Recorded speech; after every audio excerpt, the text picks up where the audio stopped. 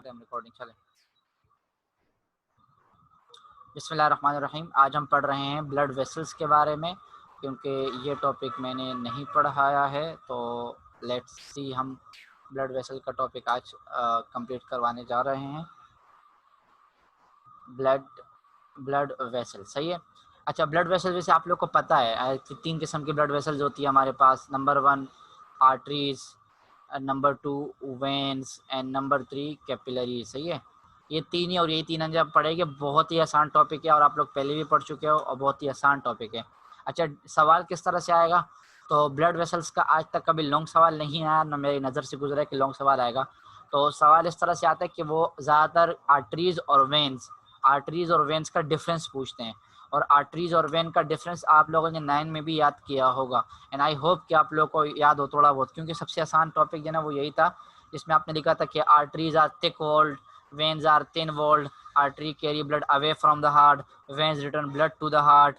ये सारी चीज़ आपको याद है या नहीं? जल्दी से बता रहे मुझे, शाबाशी। तो बहुत ही आसान था, एंड आई होप कि आप लोगों ने याद किया होगा ये टॉपिक। तो चले, याद है आप लोगों को, थैंक यू सो मच कि आप लोग को ये चीज़ याद है।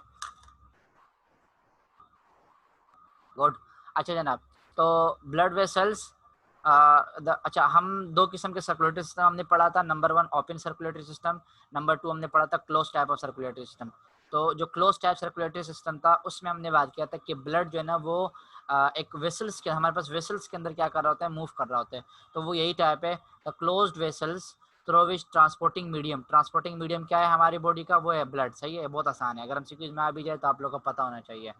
Circulates within the body are known as blood vessels. वो क्लोज वेसल्स जिसके अंदर हमारा ब्लड जो है सर्कुलेट कर रहा होता है बॉडी के अंदर, उसको हम कहते हैं ब्लड वेसल्स। अभी मैंने स्टार्ट करवाया, सही है, तो टेंशन मत लगा, अभी कोई नया स्टूडेंट आया है तो उसको हम क्या कहते हैं? ब्लड वेसल्स कहते हैं। सही है, 2 टाइप्स होती है हमारे पास, एक आर्टरीज होती है और एक वेन्स होती है। कैपिलरीज बात की बात है, सही है ना? तो आर्टरीज और वेन्स हमारे पास होती है। अच्छा, पहला जो डिफरेंस है वो यहीं पर लिखा हुआ है इसी लाइन में, कि आर्टरी क्या करती है?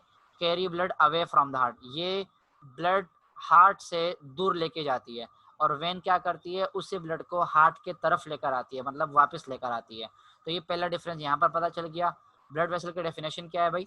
कि वो क्लोज्ड वेसल्स, वो क्लोज पाइप या कोई भी वेसल्स हो जो कि ट्रांसपोर्टिंग मीडियम, यानी कि हमारे ब्लड को सर्कुलेट कर रहा होता है पूरी बॉडी के अंदर, उसको हम कहते हैं ब्लड वेसल्स। और हमारे पास 2 किस्म की ब्लड वेसल्स है, एक हमारे पास कहलाती है आर्टरीज एंड सेकेंड हमारे पास कहलाती है वेन्स। आर्टरीज क्या करती है? ब्लड को दूर लेके जाती है हार्ट से, और वेन्स क्या करती है? ब्लड को करीब लेकर आती है। इतना हम लोगों ने पढ़ा, 3 लाइन, सही है। अब हम आते हैं पहली पर, जो कि हमारे पास है आर्टरीज। अच्छा, आप लोगों को इतना सारा लिखा हुआ है, तो अगर आप पूरा का पूरा नहीं याद करना चाहते, और ना मैं कहता हूँ कि पूरा का पूरा याद कर ले, जो इम्पोर्टेंट चीज़ें हैं इसके अंदर उसको आप लोगों ने मार्क कर देना है। अब देखिए, आप लोग क्लास 9 में नहीं है, तो आपको थोड़ा बहुत चीज़ें जो है ना, जो आप लोगों ने एक्स्ट्रा आपको पढ़ना पड़ेगी। सही है, अभी मैं आपको बताता हूँ। जैसे आप लोगों ने उसमें लेयर्स का नहीं पढ़ा हुआ, तो इसमें हम लेयर्स के बारे में भी पढ़ेंगे। सही है, तो स्टार्ट करते हैं। आर्टरीज हमारे पास क्या है? थिक वॉल्ड वेसल्स है, मतलब इनकी जो वॉल्ड होती है, जो आपके पास दीवार होती है, वो क्या होती है? थिक होती है। सही है, 3 लेयर्स होती है। अच्छा, ये 3 लेयर याद रखिएगा, ये 3 लेयर आर्टरीज में भी सेम होती है और वेन्स के अंदर भी सेम होती है। तो इसमें याद वो बोलने के मतलब आपको डिफरेंस याद करने की जरूरत नहीं है। अगर आप देखें ना वेन्स के अंदर, तो यहाँ लिखा हुआ नहीं है, लेकिन वेन्स और आर्टरी सेम, बिल्कुल सेम वॉल्स होती है। थोड़ा सा डिफरेंस होता है, मैं आपको बता दूंगा कौन सा डिफरेंस होता है अपना कंपोजिशन के अंदर। बाकी सारे के सारी वो 3 लेयर्स होती है। कौन कौन सी? जो आउटर लेयर होती है हमारे पास, वो कहलाती है ट्यूनिका एक्सटर्ना। क्या कहलाती है? एक्सटर्ना। नाम याद रखना है, और किस किस चीज़ से बनी है वो आप लोगों को याद रखना है। तो ये तो आर्टरीज की 3 वॉल। नंबर 1 ट्यूनिका एक्सटर्ना, जो कि आउटसाइड होती है। किससे बनी होती है भाई? Fibrous connective tissue. सही है, कनेक्टिव टिश्यूज के जो फाइबर्स होते हैं उससे बनी होती है। तो फिब्रस कनेक्टिव टिश्यू जिसके अंदर कोलेजिन फाइबर मौजूद होता है, हैविंग कोलेजिन फाइबर। सही है। जो मिडिल होती है हमारे पास, दरमियानी लेयर, उसको हम कहते हैं ट्यूनिका मीडिया। सही है, नाम से पर देखो, ट्यूनिका एक्सटर्ना, नाम से पता चल रहा है बाहर वाली, ट्यूनिका मीडिया मतलब दरमियान वाली। इसके कौन सी होती है? इसके स्मूथ मसल से बनी होती है। सही है, और इलास्टिक फाइबर से बनी होती है। जो इनर ट्यूनिका इंटरना, सही है, इनर जो लेयर है उसको हम क्या कहते हैं? Tunica interna. और एमसीक्यूज अक्सर आ जाता है कि ट्यूनिका इंटरना का दूसरा नाम क्या है? तो ट्यूनिका इंटीमा। सही है, तो ये भी याद रखना है आपने। इसके अंदर क्या होते हैं? स्क्वायमस एंडोथीलियम होते हैं। क्या होते हैं? स्क्वायमस एंडोथीलियम होते हैं। आप लोग पढ़ोगे डिफरेंट टाइप, एपिथेलियम, एंडोथीलियम, आपके सेल्स पढ़ोगे, तो उसके अंदर स्क्वायमस एंडोथेलियम से बनी हुई है आपके पास, सही है। ये देखें मैं आपको बताता हूँ ये क्या होती है। देखिए यहाँ पर अभी ये जो आपको नजर आ रही है ना, ये आपको आर्टरीज है, सही है। ये आपके पास आर्टरी है, ये नजर लिखा हुआ है आर्टरी, ये आर्टरी की वॉल है, ठीक है। ये आप लोगों को नजर आ रहा है आर्टरी की वॉल है। अब देखें इसकी जो बाहर वाली वॉल है, ये बाहर वाली जो दीवार है ये वाली, ये बनी हुई है ट्यूनिका एक्सटर्ना कहलाती है। और किससे बनी हुई है भाई? कोलेजिन फाइबर से। किससे बनी हुई है? कोलेजिन फाइबर से, सही है, यही बताया था मैंने आपको। फिर देखो ये आपके पास बीच वाली है यहाँ पर, वो है ट्यूनिका मीडिया से। ये किससे बनी हुई है? स्मूथ मसल्स और इलास्टिक फाइबर से। ये क्या क्या चीज़ें होती है देखो, आप लोगों को अगर नहीं पता तो आपको कम से कम इतना पता होना चाहिए कि कनेक्टिव टिश्यूज क्या होते हैं, ये तो आपको पता होगा। स्मूथ मसल्स क्या होते हैं, ये भी आपको पता होगा। इलास्टिक फाइबर्स क्या होते हैं, जो कि इलास्टिक होते हैं इन नेचर, वो होता है। और स्क्वायमस एंडोथेलियम क्या होता है? तो हमारी बॉडी के ऊपर वाली जो चीज़ होती है वो एपिथेलियम कहलाती है। जो अंदर वाली लाइनिंग को कवर किया होता है उसको हम एंडोथेलियम कहते हैं। बस इतना याद रखना काफ़ी होता है, सही है आपके लिए। क्योंकि अगर आप ये पूछोगे सर फाइबरस क्या होता है, वो ये आपके पास इलास्टिक, ये सारी चीज़ अगर आपको अभी नहीं पता तो अभी रहने दे सर, अब याद कर ले फिलहाल के लिए, सही है। क्योंकि सारी चीज़ आप जब वो पढ़ोगे, क्या नाम है अपना, एनाटॉमी और सॉरी हिस्टोलॉजी के अंदर आप ये सारे टिश्यूज़ के बारे में आप ज़्यादा पढ़ोगे हिस्टोलॉजी के अंदर, सही है। Histology is the study of tissues, तो यूनिवर्सिटी लेवल पर आपके अंदर आप ये सारे टिश्यूज़ के बारे में पढ़ेंगे। तो artery tunica externa outer layer collagen fibre से बनी हुई है। मीडिया जो है ना वो मिडिल लेयर स्मूथ मसल्स और इलास्टिक फाइबर से बनी है। और ट्यूनिका इंटीमा, ये जो अंदर वाली है इंटरना या इंटीमा, ये एंडोथेलियम से बनी हुई है, सही है। और ये जो है ना अंदर का जो देखो, ये पूरी की पूरी आपके पास लेयर हो गई। ये जो अंदर का स्पेस होता है ना, ये पूरा का पूरा स्पेस है, ये पूरा का पूरा बीच का क्या है? स्पेस, जिसके अंदर ब्लड क्या होगा? सर्कुलेट कर रहा होगा, या तो ये उस तरफ जा रहा होगा या ब्लड इस तरफ आ रहा होगा, सही है, जिस तरफ भी जा रहा होगा। इसको हम कहते हैं ल्यूमन। क्या कहते हैं? ल्यूमन। तो इसका जो खाली पोर्शन होता है ना वो इतना ही होता है। देखिए इतनी बड़ी वेसल है और इसका इतना छोटा सा आपके पास क्या है? ल्यूमन है। तो आप ये अंदाजा लगा सकते हैं, सही है। अच्छा जनाब, हो गया।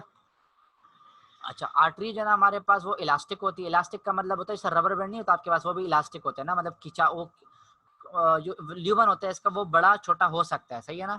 तो अगर प्रेशर बहुत ज़्यादा होगा ना इसमें, तो ये जो ल्यूमन होगा ना ये इलास्टिक होता है, तो ये थोड़ा सा यहाँ से एक्सटेंड हो जाएगा। तो ये ल्यूमन जो है ना ये वाला, ये खुल के इतना हो जाएगा, ये इतना ये हो सकता है, सही है ना। वो इलास्टिक होती है ये। तो वो देखो इलास्टिक होती है और डायलेट करती है, अभी खुल जाएगी जैसे मैंने कहा। क्यों? जब वेंट्रिकल क्या करेंगे? सिस्टोल करेंगे, मतलब जब ब्लड आपके पास इसके अंदर आ रहा होगा, क्योंकि ब्लड जो है ना बहुत ज़्यादा प्रेशर से आ रहा होता है।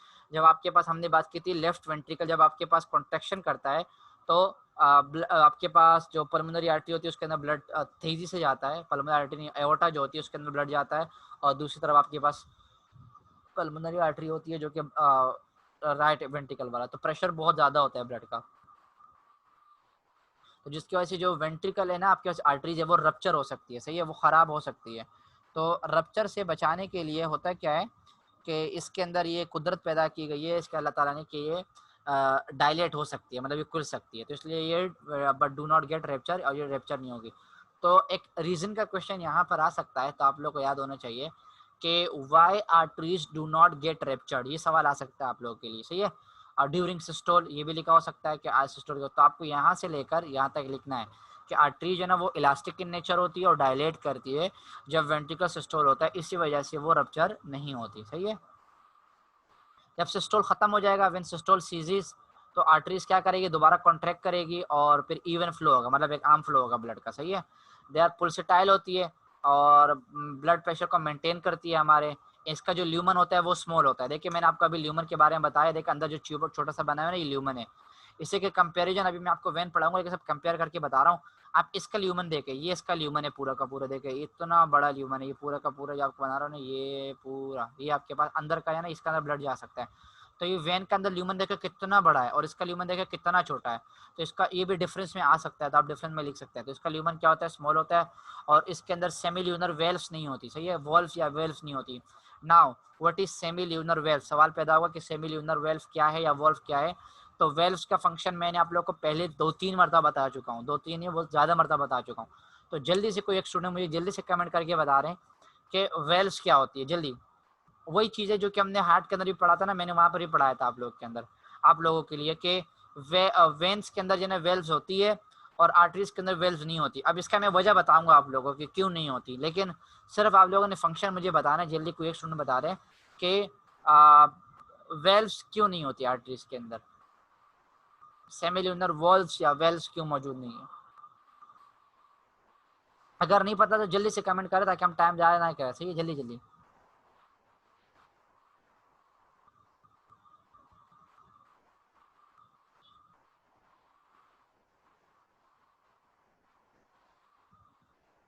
वेरी गुड आसिया, आसिया ने जवाब दिया है to prevent back flow of blood, और बिल्कुल सही जवाब दिया है। सही है ना?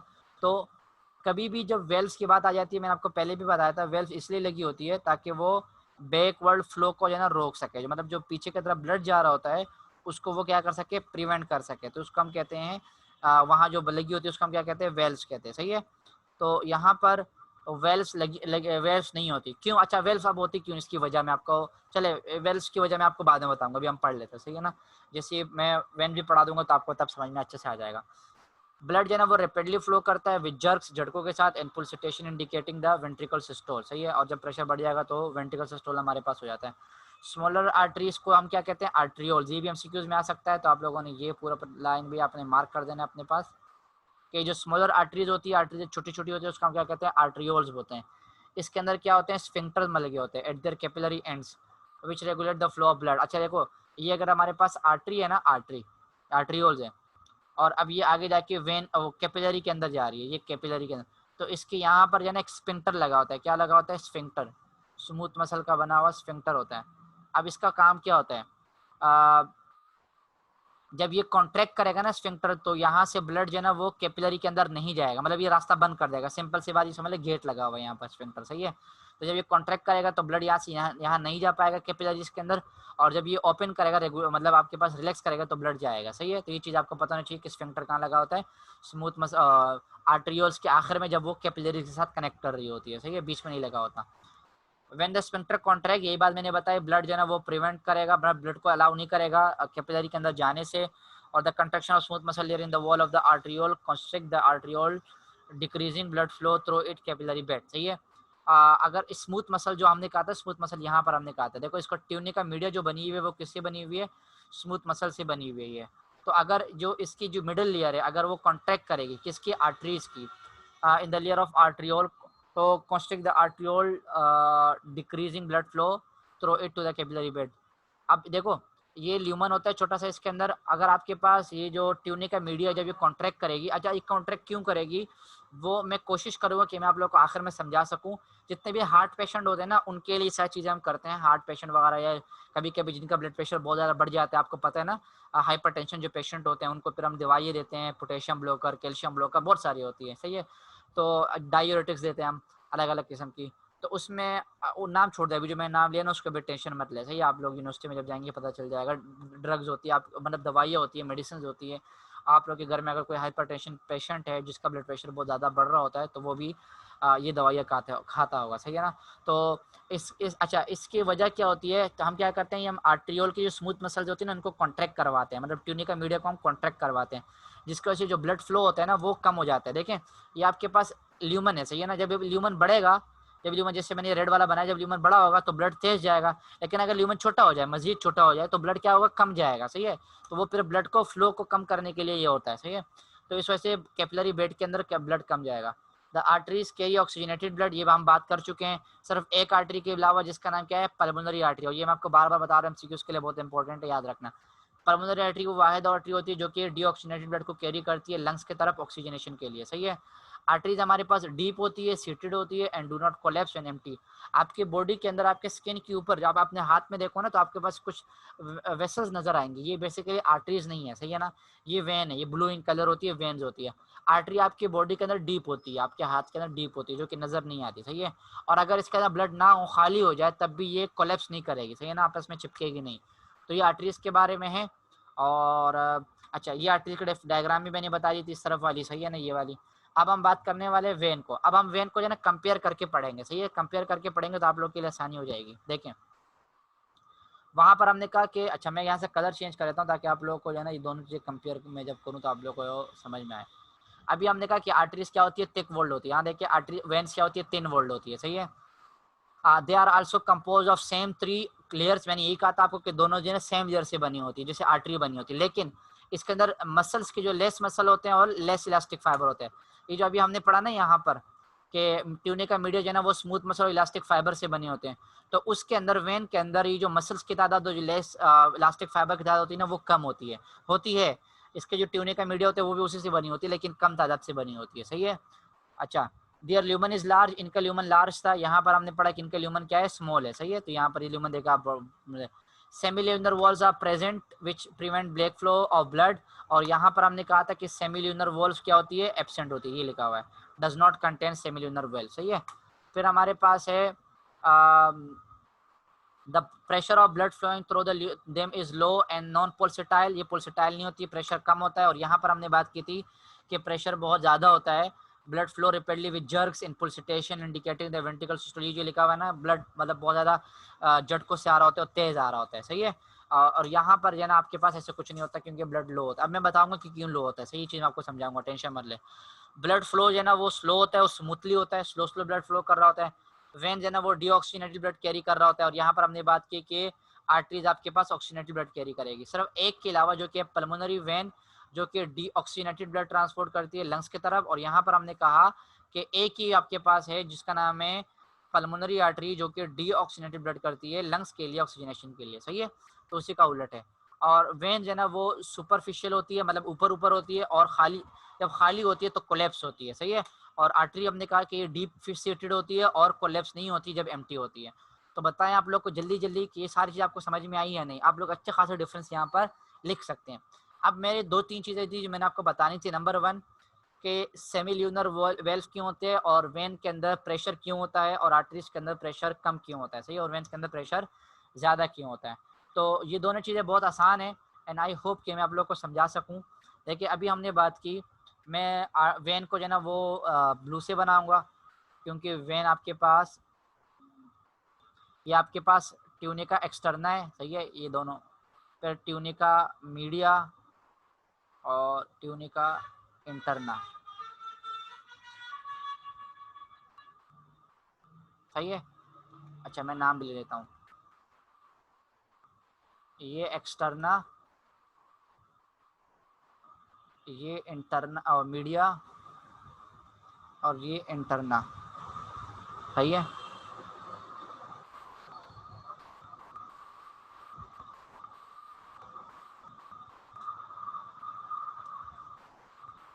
और आर्टरी की बात करें तो ये हो गया एक्सटर्ना, ये हो गया मीडिया, और ये हो गया आपके पास इंटरना। सही है। तो ये हो गया एक्सटर्ना, ये हो गया मीडिया, और ये हो गया आपके पास इंटरना। अब मैं आपको 2 चीज़ समझाने वाला हूँ। नंबर 1 कि इसके अंदर प्रेशर हाई क्यों होता है,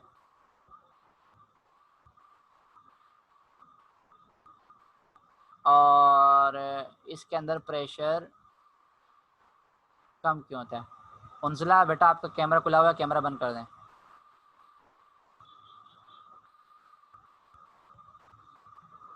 सही है। तो इसके अंदर प्रेशर ज़्यादा क्यों होता है, इसके अंदर प्रेशर कम क्यों होता है, इसके अंदर वेल्व्स क्यों मौजूद होती है, और इसके अंदर वेल्व्स क्यों नहीं होती। सही है। इसके अंदर वेल्व्स नहीं होती और इसके अंदर वेल्व्स मौजूद होती हैं। अब ये 2 चीज़ें समझानी है। सबसे पहली बात, अच्छा जनाब, अच्छा देखिए, सबसे पहले जो आर्टरीज होती है ना, आर्टरीज वो आ रही होती है कहाँ से, वेंट्रिकल से। सही है। और वेंट्रिकल क्या करती है, बहुत ही ज़्यादा ज़ोर से जो है ना ये क्या करती है, यहाँ से ब्लड को धकेलती है। हार्ट मतलब बहुत ही ज़्यादा ज़ोर से पंप करता है। तो अब हार्ट पंप करेगा ना, तो इस वजह से इसका जो प्रेशर होता है ना वो बहुत ज़्यादा तेज़ जा रहा होता है। ये सॉरी, ये वाली ब्लड, ये वाला ल्यूमन ये है, इसी ने ये जो आपके पास है ना, ये ल्यूमन है आपके पास, ल्यूमन। तो यहाँ से हार्ट क्या करता है, पंप करता है, कॉन्ट्रैक्ट करता है, और ब्लड जो है ना यहाँ से बहुत तेज़ी से आगे बढ़ता है। तो इस वजह से इसके अंदर जो प्रेशर होता है बहुत ज़्यादा हाई होता है। और जब प्रेशर हाई होता है ना तो कोई चांस ही पैदा नहीं होता कि ब्लड जो है ना वो वापस फ्लो करे। अब ब्लड बहुत ही, मतलब जगह छोटी है ना, ल्यूमन हमने कहा बहुत ज़्यादा छोटा ल्यूमन है।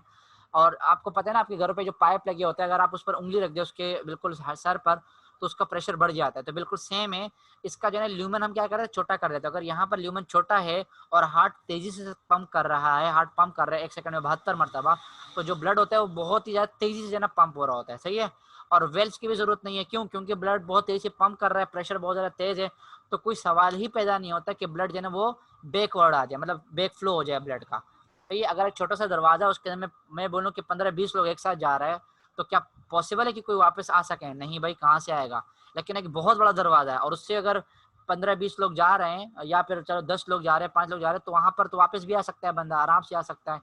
तो यही वजह है कि यहाँ पर आपके पास आर्टरीज के अंदर जो प्रेशर होता है वो हाई होता है और वेल्स लगी नहीं होती। लेकिन इसी के बरक्स वेन्स है ना आपके पास, उसके अंदर प्रेशर कम होता है। क्यों? क्योंकि जो है ना पूरी बॉडी से ब्लड आ रहा है वापस, पूरी बॉडी से ब्लड वापस आ रहा है। और ब्लड का जो फ्लो होता है ना बहुत ही ज्यादा स्लो होता है, पूरी बॉडी से वापस आ रहा होगा ना, तो अगर नीचे वाली बॉडी से हमारे आ रहा है, मतलब हमारे हाइड लिम्ब से आ रहा है, तो एक तो ग्रेविटी उसको खींच रही है, तब भी ब्लड उसका प्रेशर जो है ना मतलब बहुत ज्यादा स्लो होगा। और वैसे अगर हमारे कहीं और से भी आ रहा है तो हार्ट उसको पंप नहीं कर रहा, तो उस वजह से जो है ना जो प्रेशर होता है बहुत ज्यादा कम होता है।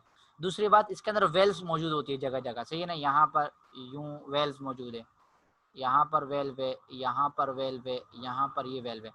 अब ये वेल्व क्यों होती है? क्योंकि ब्लड फ्लो बहुत ज़्यादा स्लो है, तो अगर ब्लड आगे चला गया तो पॉसिबल है कि ब्लड वापस भी आ जाए, क्योंकि स्लो है तो ब्लड इधर जा भी रहा है, ब्लड वापस भी आ सकता है। तो ब्लड वापस आने से बचाने के लिए यहाँ पर जगह जगह पर वेल्व लगी होती है, ताकि उसको बैकवर्ड फ्लो को मना किया जा सके। आई होप कि आपको समझ में आ गया होगा। सही है। तो ये हमारे पास आर्टरीज और वेन्स के बारे में था। आगे हमारे पास है कैपिलरी। अच्छा, जो रिलेशनशिप है सर्कुलेटरी सिस्टम का एंड इसके टिश्यूज का, वो हम कैपिलरी के लेवल पर हासिल करते हैं। सही है ना। सर्कुलेटरी सिस्टम और मतलब टिश्यूज का जो होता है, ब्लड आता है कहाँ से? वो कैपिलरी।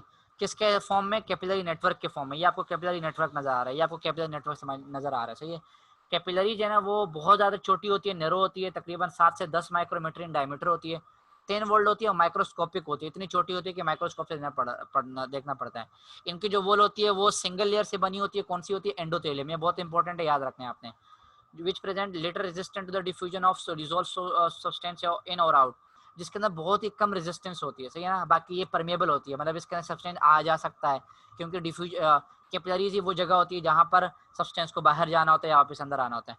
जो सेल्स होती है वो टिश्यूज के जो सेल होते हैं वो बात होते हैं in the tissue fluid which provides a medium through which diffusion of material can take place. सही है। देखो यहाँ पर आप लोगों को नजर आ रहा होगा, मेरे पास एक और डायग्राम थी, पता नहीं वो कहाँ पर थी। चले यहीं पर देख लें।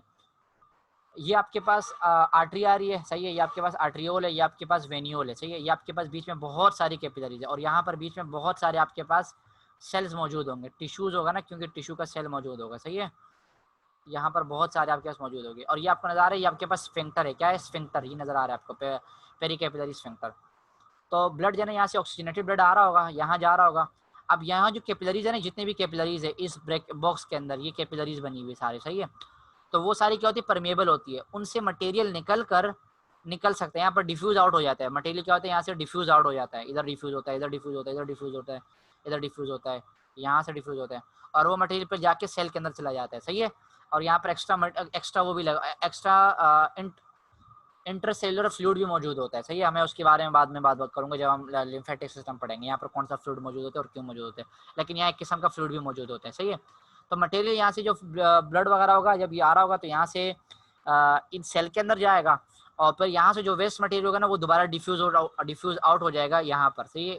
इस कोने में आकर यहाँ पर डिफ्यूज आउट होगा, और यहाँ से ब्लड जो है ना वो दोबारा अब जो यहाँ से ब्लड जा रहा होगा वो कौन सा जा रहा होगा? डी ऑक्सीजनेटेड ब्लड यहाँ से वापस जा रहा होगा। सही है। तो ये सारा काम हो रहा है हमारे पास। सही है। The close approximate between the capillaries and the tissue facilitate the exchange of material. सही है। यहाँ पर मटेरियल होता है, एक्सचेंज किसकी वजह से होता है? डिफ्यूजन के जरिए होता है या फिर एक्टिव ट्रांसपोर्ट के जरिए होता है, डिपेंड करता है। सही है। मटेरियल के ऊपर ऑक्सीजन जो है ना वो ब्लड क्या करता है? डिफ्यूज करता है आउट, और ऑक्सीजन जो डेफिशिएंट टिश्यूज होते हैं, oxygen deficient tissue and the मतलब जिन टिश्यू में ऑक्सीजन कम है वहां पर ऑक्सीजन को छोड़ेगा और वहां से कार्बन डाइऑक्साइड को दोबारा क्या करेगा, डिफ्यूज आउट कर लेगा, मतलब वापस ले लेगा, सही है। इसी तरह नाइट्रोजन वेस्ट मटेरियल को जो है ना वो फिल्टर आउट करेगा कैपिलरीज के अंदर। अगर यहाँ पर कुछ मटेरियल है, वेस्ट मटेरियल है, तो उसको वापस ले लेगा, कैपिलरीज वहाँ पर अपने अंदर वापस ले लेगी एक्सक्रीटरी ट्यूब्यूल्स फॉर डिस्चार्ज, और फिर वो लेके जाएगी और एक्सक्रीटरी ट्यूब्यूल जो हमारे पास है वहाँ पर छोड़ेगी ताकि वो बॉडी से क्या हो सके, डिस्चार्ज हो सके, सही है। तो ये कैपिलरी नेटवर्क होता है हमारे पास जहाँ पर सारी मटेरियल, आपको क्या याद रखना है, आपने याद रखना है कि हमारे पास आर्टरी ब्लड लेकर आ रही है, फिर वो कैपिलरीज के अंदर जा रही है, कैपिलरी क्या कर रही है, टिश्यू को वो सारी मटेरियल प्रोवाइड कर रहा है, ब्लड प्रोवाइड कर रहे हैं, वहाँ पर डिफ्यूजन का प्रोसेस होता है, ट्रांसपोर्ट का प्रोसेस होता है, एक्टिव ट्रांसपोर्ट का प्रोसेस होता है, और वहाँ से जो कार्बन डाइऑक्साइड होता है वापस आ जाता है। इसके अलावा जितने भी नाइट्रोजन मटेरियल होते हैं वो फिल्टर आउट हो जाते हैं। तो ये सारे अपनी कैपिलरीज के बारे में याद रखना, सही है। फिर हमारे पास छोटा सा टॉपिक है ब्लड प्रेशर। ब्लड प्रेशर आपको पता है हमारे पास हाइड्रोस्टैटिक फोर्स होता है, जो कि हमारे पास जो ब्लड होता है वो हमारी unit area of the vessel wall, मतलब हमारे पास एक वॉल्व है, वेसल है, उसके दीवार पर कितना फोर्स पड़ रहा है उस ब्लड का, ये इसको हम क्या कहते हैं, ब्लड प्रेशर कहते हैं, सही है। और आपको पता है हम अपने हैंड के ऊपर, ये जो आपका ऊपर वाला आर्म है, अपर आर्म है, इसके अंदर हम ये ना बांधते हैं, सही है ना, मतलब वो पट्टा जो होता है वो बांधते हैं। It is measured in millimetre of mercury, MMF HG को हम कहते हैं, इसको से हम मेजर कर रहे होते हैं। इसके ऊपर नोट आ सकता है, याद रखना, सही है ना, बहुत ज़्यादा इंपॉर्टेंट है। Mercury manometers are being used for measuring the blood pressure which are known as sphygmomanometer. ये पहले इस्तेमाल किए जाते थे, जिससे जना आपको पता होगा वहाँ पर वो पंप कम, इसको जना हम पंप करते थे दोनों हाथों से, एक हाथ से, और यहाँ पर जो मरकरी होती थी वो ऊपर चढ़ जाती थी, सही है। और ये जना पट्टा क्या होता था, मतलब बहुत ज़्यादा प्रेशर देता था। इसके अलावा हम यहाँ इस पे जना आवाज़ सुनते थे कानों में लगा कर स्टेथोस्कोप को, सही है। Blood pressure is determined partly by cardiac output and partly by the diameter of the arteries. Blood pressure को इन दो चीज़ों से जना डिटरमाइन किया जाता है, एक तो कार्डियक आउटपुट के कार्डियक कितना आउटपुट दे रहा है, मतलब लेफ्ट वेंट्रिकल से ब्लड कितना निकल रहा है, और दूसरा आर्ट्रियोल का डायमीटर कितना है, सही है। When wall of the arterioles are constricted vasoconstriction the blood pressure rises. जब आपके पास जो आर्ट्रियोल की वॉल होती है जब वो कंस्ट्रिक्ट होती है तो ब्लड प्रेशर क्या होता है, ज़्यादा होता है, और जब वो डायलेट कर रही होती है तो जिनके वाजो डायलेशन हो रही होती है तो इनका ब्लड प्रेशर क्या होता है, कम होता है, सही है। The constriction and the dilation of arteriole are due to the constriction relaxation of smooth muscle. जो ब्लड जो अभी मैंने आपको पहले बताया था, जो कॉन्ट्रैक्शन और रिलैक्सेशन होती है, मतलब आपके जो स्मूथ मसल्स है आर्टरीज के अंदर वो क्यों कॉन्ट्रैक्ट और रिलैक्स होते हैं, वो इस वजह से, वो जो आपके पास ल्यूमन छोटा बड़ा होता है वो क्यों होता है, क्योंकि आर्टरीज के अंदर या आर्ट्रियोल्स के अंदर स्मूथ मसल लगे होते हैं, उनके पास सिग्नल आता है तो वो क्या करते हैं, कॉन्ट्रैक्ट करते हैं या रिलैक्स करते हैं, सही है। उस वजह से वेसोडाइलेशन होती है, फिर वाजो कंस्ट्रिक्शन होती है, सही है। मतलब जो आपके पास ल्यूमन है वो तो बड़ा हो जाता है या तो छोटा हो जाता है। ये muscles are largely under the control of nerve impulses and hormones. ये हमारे हार्मोन्स और नर्व इम्पल्स जो हमारे सिग्नल्स आते हैं उसके कंट्रोल में होते हैं, सही है। Blood in the arteries of the average adult जो होता है वो equal to the column of mercury about 120 मिली। आपको पता होगा जब आप ब्लड देखते हैं तो यूं करते हैं, सही ना, वो डॉक्टर यूं लिख देता है। तो 120/80 यहाँ पर नॉर्मल होता है। तो 120 आपके पास क्या होता है, सिस्टोल होता है, सही है, कॉन्ट्रैक्शन होता है ड्यूरिंग सिस्टोल। और जो आपके पास 80 होता है वो क्या होता है, डायस्टोल होता है। ये जो 80 है आपके पास, ये बेसिकली आपके पास डायस्टोलिक ब्लड प्रेशर है, सही है। इसको हम बीपी कहते हैं, 120/80। और इन दोनों का डिफरेंस मतलब 120 में से 80, मतलब सिस्टोल में से डायस्टोल निकाल लो तो जितना बचता है, यहाँ पर 40 बचता है, वो हमारे पास पल्स प्रेशर है, सही है। तो इन दोनों का डिफरेंस क्या कहलाता है, पल्स प्रेशर।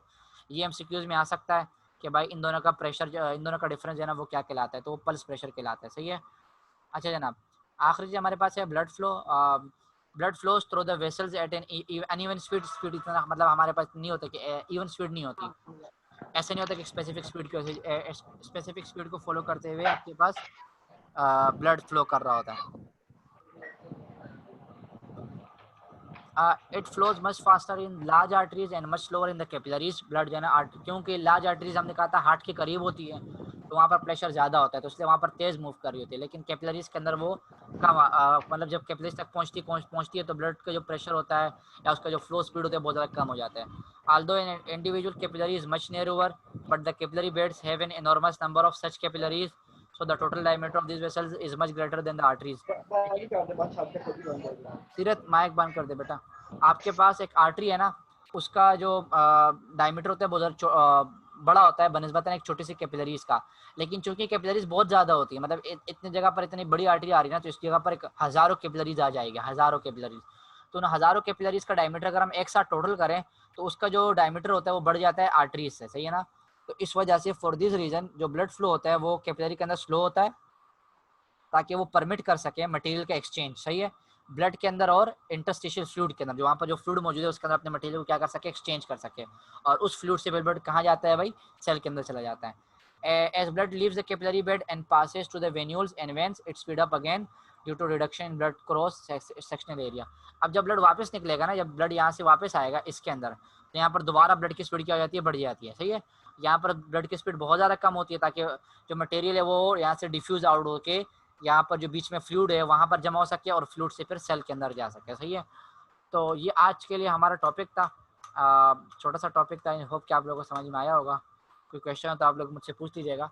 आज रात इंशाल्लाह अज़्ज़ा वजल हम 10:30 बजे क्लास लेंगे, और अगर आप में से कोई स्टूडेंट हो, अगर वो मुझे याद दिला सके तकरीबन 9 बजे या 10 बजे भी, तो बहुत अच्छा होगा, सही है। Thank you so much.